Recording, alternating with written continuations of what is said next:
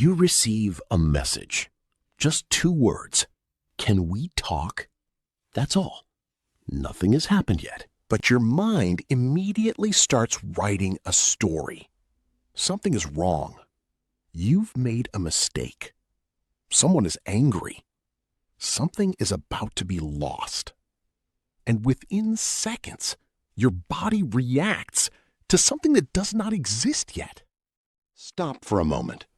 What actually happened? A message arrived. That is the fact. Everything else is a prediction. And this is where fear becomes dangerous. Fear does not always wait for reality. Sometimes it creates a future, makes you experience that future emotionally, and then convinces you that the emotion is evidence. You feel afraid, so your mind concludes that something must be wrong. Nearly 2,000 years ago, the Roman Stoic Seneca described this problem with remarkable precision. He wrote, "There are more things, Lucilius, likely to frighten us than there are to crush us. We suffer more often in imagination than in reality." Seneca, Letter 13. Notice what he is saying. Fear can make the imagined event painful before the real event ever arrives. Think about the thoughts fear gives you. You might lose your job. You might fail. They might reject you. You might embarrass yourself. Something might go wrong. There is one word hiding inside all of these thoughts: might. But fear removes the uncertainty. It takes might and makes you feel will. That is the trick. Fear turns possibility into certainty. Fear makes you pay for a bill you have not received. You rehearse the conversation. You imagine the rejection. You picture the failure. You feel the embarrassment. And by the time reality arrives, you have already suffered once. Sometimes reality never arrives at all. The meeting goes well. The message was harmless. The opportunity remains. The catastrophe existed only in your imagination. Seneca's point was not that danger is imaginary. It was that we often suffer before we need to. But here is where the easy advice ends. What if the thing you fear really can happen? What if you actually lose the job? What if someone really does reject you? What if the plan really does fail? Stoicism does not promise that everything will work out. That would be comforting, but it would not be philosophy.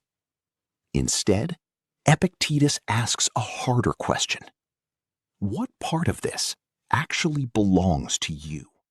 Epictetus begins the Enchiridion with one of Stoicism's most important distinctions. Some things are up to us, and some are not. Your choices are yours. Your judgments are yours. Your actions are yours. But another person's opinion of you is not fully yours. The outcome of your work is not fully yours. Tomorrow is not yours. And other people are certainly not yours to command. Fear grows when we demand control over things we were never given control over. Think about how much fear comes from trying to control another person. You want them to understand you. You want them to approve of you. You want them to stay. You want them to choose you. But you cannot command another human mind. You can speak honestly. You can act with integrity. You can make your best effort. And then there is a line you cannot cross. The Stoic does not become powerful by controlling more. The Stoic becomes freer by demanding control over less. Marcus Aurelius takes the idea one step deeper.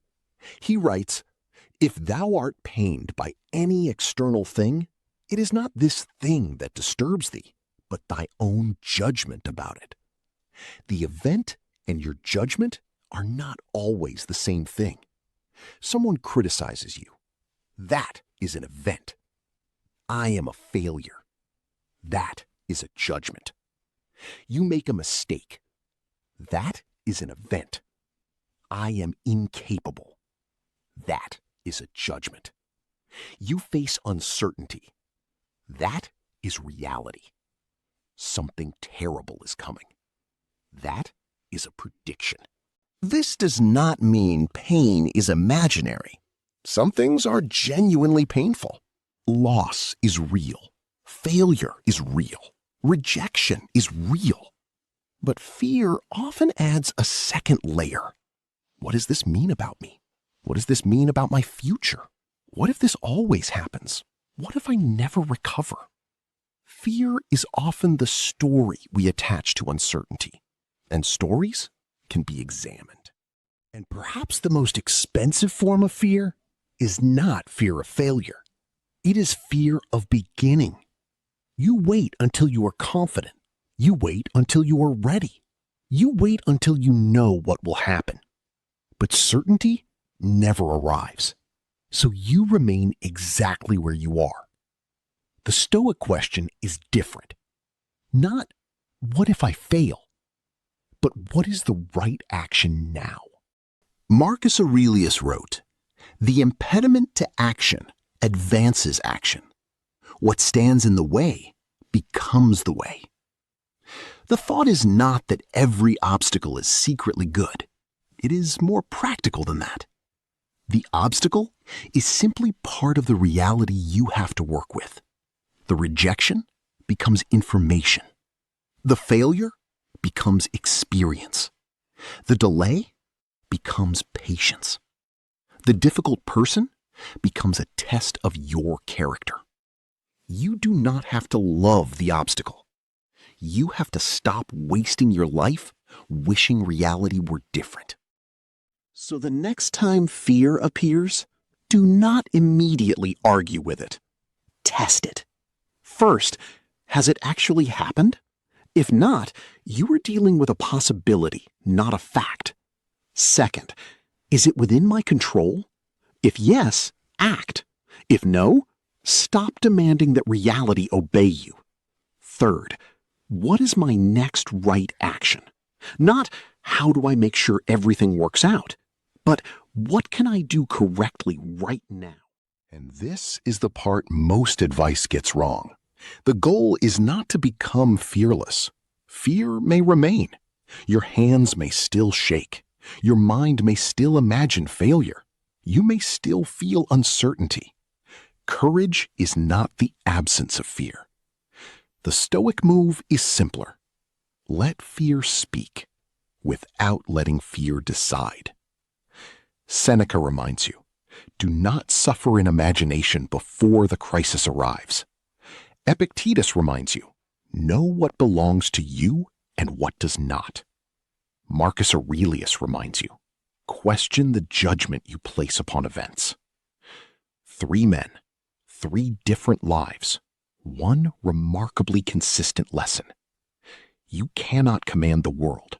You cannot command other people. You cannot command tomorrow. But you can decide what you do with this moment. So when fear asks you, what if everything goes wrong? Ask a better question. What is mine to do right now? Then do that. Fear can walk beside you. It just does not get to choose the direction. If fear has been deciding your direction lately, remember, you do not need certainty to take the next right step. This brings us to the conclusion of this episode of Stoic Philosophy. If you like this video, consider giving a like, share this with someone who needs it, and don't forget to subscribe to our channel for more such videos.